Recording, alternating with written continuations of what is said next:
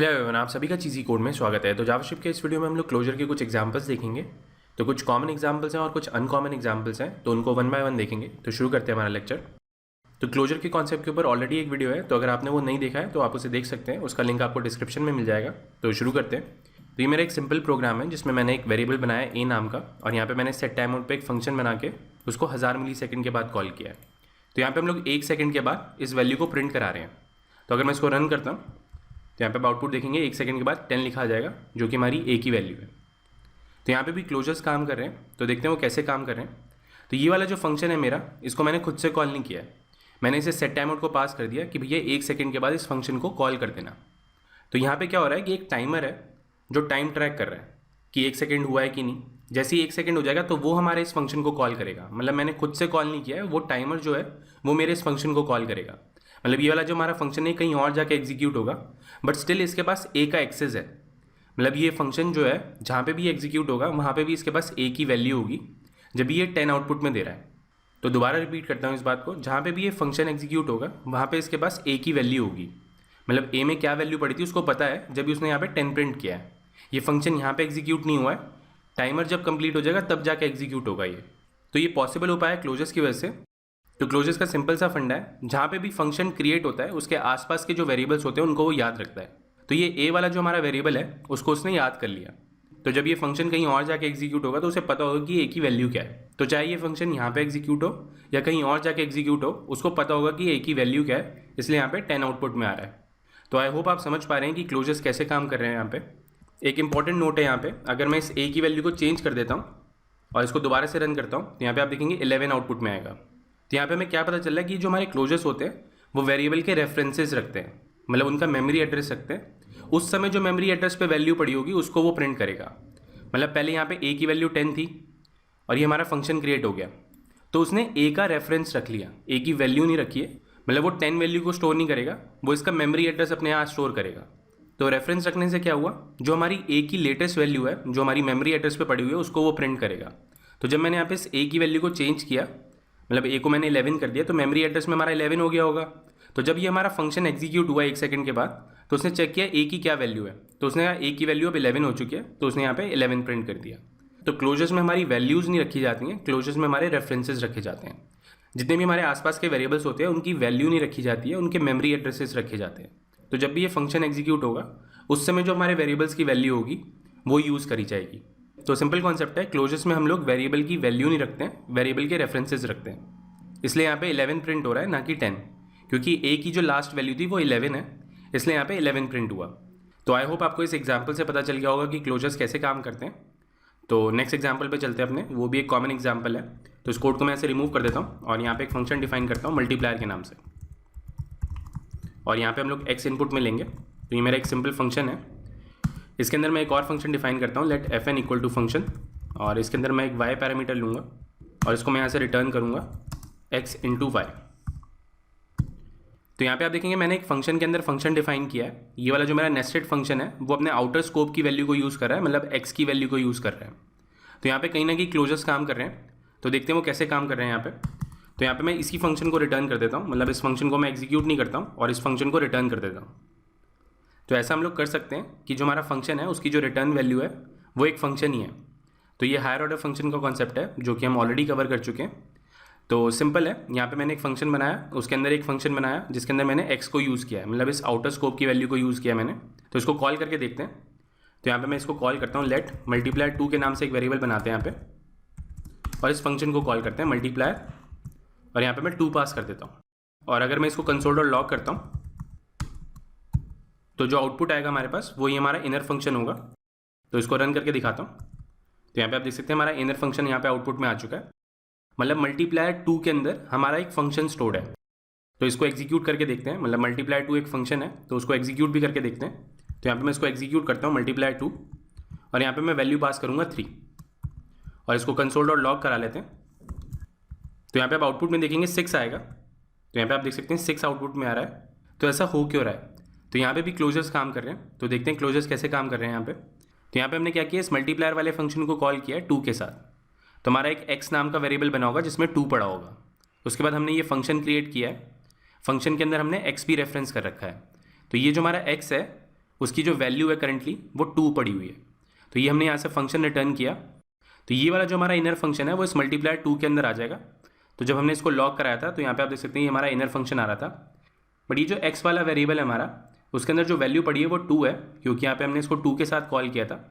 उसके बाद हमने दोबारा इस मल्टीप्लायर 2 को, मतलब ये वाला जो हमारा इनर फंक्शन है उसको कॉल किया 3 के साथ। तो जब हमने इस इनर फंक्शन को 3 के साथ कॉल किया तो y की वैल्यू हो गई 3, और उसने क्या किया 3 इंटू 2 किया, क्योंकि यहाँ पे x की वैल्यू 2 थी, तो उसने इसको 2 इंटू 3 किया, तो आंसर आया 6।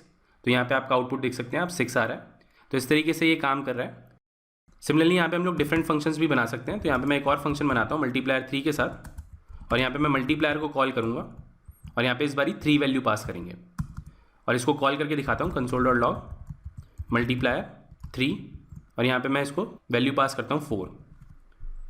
तो आई होप आप समझ पा रहे होंगे कि क्या आउटपुट आएगा। तो यहाँ पे मैंने 4 पास किया है, इनिशियली मैंने यहाँ पे 3 पास किया था। तो मैं इसको रन करके दिखाता हूँ, 12 आंसर आएगा। तो यहाँ पे आप आउटपुट देख सकते हैं 12 आ रहा है। तो अगर इसके एग्जीक्यूशन की बात करें तो यहाँ पे हमने मल्टीप्लायर को कॉल किया 3 के साथ, तो हमारा एक नया वेरिएबल बना होगा x का, मतलब जो पुराना वाला वेरिएबल था वो मेंटेन्ड है, उसकी 2 वैल्यू मेंटेन्ड है, बट यहाँ पे एक और नया वेरिएबल बनेगा 3 के साथ। तो x की जो वैल्यू होगी वो 3 होगी, और यहाँ से ये जो फंक्शन रिटर्न होगा वो हमारे नए वाले वेरिएबल को पॉइंट करेगा जिसमें 3 वैल्यू पड़ी होगी। तो यहाँ पे ये जो केस हो जाएगा वो हो जाएगा 3 इंटू वाई। तो जो भी आप यहाँ से वैल्यू पास करेंगे, जैसे यहाँ पे मैंने 4 पास करी है, तो वो 3 इंटू 4 करेगा और उसका आंसर आपको निकाल के देगा 12। तो इस तरीके से ये काम कर रहा है। तो यहाँ पे भी क्लोजर्स काम कर रहे हैं। ये जो हम लोग x की वैल्यू को मेंटेन कर पा रहे हैं, मतलब आउटर स्कोप की वैल्यू को हम लोग मेंटेन कर पा रहे हैं, वो क्लोजर की मदद से है। तो यहाँ पे मैं इसको दिखा भी सकता हूँ कि किस तरीके से ये वैल्यू मेंटेन हो रही है। तो यहाँ पे console.dir लिखते हैं, और यहाँ पे मैं मल्टीप्लायर 2 को लॉक कराता हूँ पहले, और console.dir फिर से करते हैं, और यहाँ पे मल्टीप्लायर 3 के साथ लॉक कराता हूँ इसको। तो यहाँ पे आप देखेंगे 2 फंक्शन आए हैं मेरे पास। तो अगर मैं इसको एक्सपैंड करता हूँ तो यहाँ पे आप देखेंगे स्कोप्स के अंदर मेरे पास यहाँ पे मल्टीप्लायर के अंदर x की जो वैल्यू है वो 2 है, क्योंकि हमारा मल्टीप्लायर 2 वाला फंक्शन था, तो उसने x की वैल्यू को रिटेन करके रखा हुआ है जो कि 2 है हमारी। सिमिलरली मैं अगर इस वाले फंक्शन को ओपन करता हूँ और इसके स्कोप्स के अंदर जाते हैं तो यहाँ पे आप देखेंगे x जो है यहाँ पे एक नया वेरिएबल है जिसके अंदर 3 पड़ा हुआ है। तो ये वाला x और ये वाला x जो है हमारा, वो दोनों डिफरेंट वेरिएबल्स हैं। जब हमने मल्टीप्लायर कॉल किया था 2 के साथ तो हमारा एक x नाम का वेरिएबल बना था जिसमें 2 असाइन हो गया था। जब हमने ये मल्टीप्लायर कॉल किया 3 के साथ तो हमारा एक नया वेरिएबल बना जिसमें वैल्यू पड़ी थी 3। तो ये वाला जो हमारा इनर फंक्शन है वो x की वैल्यू को मेंटेन करके रखता है बिकॉज ऑफ क्लोजर्स। तो यहाँ पे आप देख सकते हैं ये क्लियरली विजिबल भी है कि किस तरीके से हमारी वैल्यूज़ मेंटेन हो रही हैं। तो आई होप आपको ये क्लियर हुआ होगा कि ये फंक्शन एग्जीक्यूट कैसे हो रहा है। तो इस तरीके से हम लोग क्लोजर्स का यूज़ करते हैं। तो आगे बढ़ते हैं और अपना नेक्स्ट प्रोग्राम देखते हैं। तो इस कोड को यहाँ से रिमूव कर देता हूँ और यहाँ पे एक कंस्ट्रक्टर फंक्शन बनाते हैं। तो यहाँ पे मैंने एक सिंपल कंस्ट्रक्टर फंक्शन बनाया है पर्सन नाम का, जिसके अंदर मैंने फर्स्ट नेम लिया है, लास्ट नेम लिया है और एज लिया है। उसके बेसिस पे यहाँ पे मैंने कुछ प्रॉपर्टीज़ बनाई हैं। तो सिंपल कंस्ट्रक्टर फंक्शन है, इसके थ्रू हम लोग पर्सन के ऑब्जेक्ट्स बनाएंगे। तो इसका एक ऑब्जेक्ट बना के दिखाता हूँ पर्सन 1, और यहाँ पे मैं न्यू पर्सन कॉल करूँगा। यहाँ पे हम लोग कुछ डेटा पास कर देंगे और इसको console.log कराता हूँ। तो यहाँ पे आप आउटपुट देख सकते हैं, सिंपल पर्सन का ऑब्जेक्ट है जिसके अंदर 3 प्रॉपर्टीज़ है मेरी, एज, फर्स्ट नेम और लास्ट नेम, और जो डेटा हमने यहाँ से भेजा था वो यहाँ पे सेट हो चुका है। तो इस तरीके से हम लोग कंस्ट्रक्टर फंक्शन की मदद से डिफरेंट ऑब्जेक्ट्स बनाते हैं। बट यहाँ पे एक प्रॉब्लम है, मतलब जितने भी ऑब्जेक्ट्स हम यहाँ पे बनाएंगे उनमें एक प्रॉब्लम होगी कि जितनी भी इसकी प्रॉपर्टीज़ हैं वो पब्लिकली एक्सेसिबल हैं। मतलब यहाँ पे मैं इसकी प्रॉपर्टीज़ एक्सेस कर सकता हूँ और उनको चेंज भी कर सकता हूँ। तो यहाँ पे मैं इसको -1 भी सेट कर सकता हूँ। तो यहाँ पे अगर मैं दोबारा से पर्सन 1 को एक्सेस करता हूँ तो यहाँ पे आप देखेंगे इसकी जो एज है वो नेगेटिव में हो चुकी है। तो ऐसा होना नहीं चाहिए क्योंकि ये इनवैलिड डेटा है, किसी की एज जो है वो नेगेटिव नहीं हो सकती है। अब क्योंकि ये प्रॉपर्टीज़ जो है वो पब्लिकली एक्सेसिबल हैं तो कोई भी इन्हें एक्सेस करेगा और चेंज कर देगा। तो ऐसा हम लोग नहीं चाहते हैं। हम चाहते हैं कि कुछ प्रॉपर्टीज़ जो हमारी पब्लिक हो और कुछ प्रॉपर्टीज़ हमारी प्राइवेट हो। तो देखते हैं वो चीज़ कैसे अचीव कर सकते हैं। तो अगर आप दूसरी प्रोग्रामिंग लैंग्वेजेस जानते हैं जैसे कि जावा हो गई या सी शार्प हो गई, तो वहाँ पे हमारे पास कीवर्ड्स होते हैं प्राइवेट नाम के। तो वहाँ पे हम प्रॉपर्टी के आगे प्राइवेट लगा देते हैं तो वो प्राइवेट फील्ड हो जाती है, वो बाहर एक्सेसिबल नहीं होती है। बट जावास्क्रिप्ट में ऐसा कोई कॉन्सेप्ट नहीं है, तो हमें खुद से ईजाद करना पड़ेगा कोई मेथड जिसके थ्रू हम कुछ प्रॉपर्टीज़ को प्राइवेट बनाएंगे और कुछ प्रॉपर्टीज़ को पब्लिक बनाएंगे। तो यहाँ पे भी हम लोग क्लोजर्स का यूज़ कर सकते हैं। यहाँ पे हम लोग एक्सप्लिसिटली क्लोजर को यूज़ करेंगे इस चीज़ को अचीव करने के लिए। तो देखते हैं वो कैसे करेंगे। तो इससे पहले वाले एग्जाम्पल में हमने देखा था कि जो हमारे इनर फंक्शंस होते हैं वो अपने आउटर फंक्शन की जो वैल्यूज़ होती हैं उनको एक्सेस कर पाते हैं। तो उसी का यूज़ करेंगे हम यहाँ पे, उसी को हम लोग क्लोजर भी कहते हैं। तो यहाँ पे मैं क्या करूँगा, इन वाली प्रॉपर्टीज़ को रिमूव कर देता हूँ। अब ये जो हमारे पैरामीटर्स होते हैं ये इस फंक्शन के लोकल वेरिएबल्स होते हैं। ये वाला जो फंक्शन है वो इन लोकल वेरिएबल्स को एक्सेस कर पाएगा। तो यहाँ पे इनको एक्सेस कर लेते हैं। तो इस तरीके से हम लोग इनको एक्सेस करेंगे। इनके आगे से दिस हटा देता हूँ। तो अब यहाँ पे क्या होगा, जो भी वैल्यूज़ आप यहाँ से पास करोगे वो हमारे इन पैरामीटर्स में असाइन हो जाएगी। अभी जो पैरामीटर्स है मेरे, ये मेरे लोकल वेरिएबल्स हैं, तो इसको मैं यहाँ पे फंक्शन के अंदर एक्सेस कर सकता हूँ। जिस तरीके से हमने एक्स को एक्सेस किया था, सेम उसी तरीके से हमने यहाँ पे फर्स्ट नेम और लास्ट नेम को एक्सेस किया है। तो अब इसको रन करके देखते हैं क्या आउटपुट आता है हमारा। तो यहाँ पे आप देखेंगे मेरे पास पर्सन के अंदर सिर्फ एक गेट फुल नेम वाली प्रॉपर्टी आ रही है और कोई प्रॉपर्टी नहीं है इसके अंदर। अब यहाँ पे अगर मैं इसका फर्स्ट नेम एक्सेस करने की कोशिश करता हूँ तो यहाँ पे आप देखेंगे अनडिफाइंड लिखा आएगा। सिमिलरली अगर मैं इसकी एज एक्सेस करने की कोशिश करता हूँ तो यहाँ पे अनडिफाइंड लिखा आएगा। बट अगर मैं यहाँ पे person1 dot get full name call करता हूँ तो यहाँ पे मेरे पास जॉन डो लिखा आएगा। तो ये कैसे पॉसिबल हो पा रहा है, क्योंकि यहाँ पे क्लोजर्स काम कर रहे हैं। ये वाला जो हमारा इनर फंक्शन है वो अपने आउटर फंक्शन के वेरिएबल्स को एक्सेस कर रहा है, बट जो पब्लिकली एक्सपोज प्रॉपर्टीज़ हैं वो सिर्फ यही गेट फुल नेम है, फर्स्ट नेम लास्ट नेम किसी को नहीं पता। तो यहाँ पे जो हमने ये वेरिएबल्स एक्सेस किए हैं ये हमें क्लोजर की वजह से एक्सेसिबल है। तो यहाँ पे मैं अगर इसको दिखाऊँ console.dir और यहाँ पे person1 dot get full name करते हैं तो यहाँ पे आप देखेंगे इसके स्कोप के अंदर हमारे पास 2 प्रॉपर्टीज़ होंगी। तो यहाँ पे आप देख सकते हैं क्लोजर के अंदर मेरे पास 2 प्रॉपर्टीज़ हैं, फर्स्ट नेम लास्ट नेम, जो सिर्फ इसी फंक्शन को एक्सेसिबल है।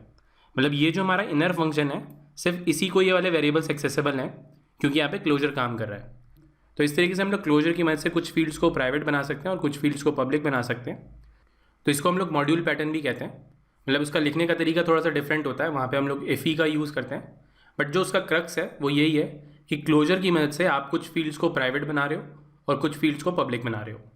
तो अगर इसको दोबारा से रिपीट करूँ तो ये जो हमारा गेट फुल नेम वाला फंक्शन है, इसको तो ये first name last name accessible है, बट बाहर जो है ये first name last name accessible नहीं होंगे। तो इस तरीके से हम लोग क्लोजर का एक्सप्लिसिटली भी यूज़ कर सकते हैं फील्ड्स को प्राइवेट करने के लिए। तो जावास्क्रिप्ट में हर जगह पे क्लोजर्स यूज़ हो रहे हैं, कुछ जगह पे एक्सप्लिसिटली आप यूज़ करते हो, कुछ जगह पे वो अपने आप यूज़ हो रहे होंगे। तो ये सिर्फ एक नज़रिया है कि किस तरीके से हमारा डेटा एक्सेस हो रहा है। तो जब हम लोग जावास्क्रिप्ट के प्रोग्राम लिख रहे होते हैं तो वहाँ पे हम लोग इस तरीके से देखते नहीं है कि क्लोजर है या नहीं है, क्लोजर लगाना है या नहीं लगाना, बट वो यूज़ हो रहे होते हैं। तो कॉन्सेप्ट जानना ज़रूरी है, वो कैसे काम कर रहा है वो जानना ज़रूरी है, बट आप डेटा एक्सेस करेंगे तो आपको एक्सेसिबल होगा ये। तो इस तरीके से ये क्लोजर्स काम करते हैं। आई होप आपको ये क्लियर हुआ होगा। तो आज के लिए इतना ही। अगर आपको ये वीडियो अच्छा लगा तो प्लीज़ लाइक करें। अगर अभी तक आपने हमें सब्सक्राइब नहीं किया है तो प्लीज़ सब्सक्राइब करें। Thank you for watching. आपका दिन शुभ हो। धन्यवाद। ये लैंग्वेज भी सीख लो, वो लैंग्वेज भी सीख लो, जीवन एक रेस है, ऊपर चढ़ना सीख लो। हो जाए जब सब कुछ खुद बनना सीख लो, उठा के बस्ता नाप के रास्ता हर कोई चला है आईटी में। आईटी में आईटी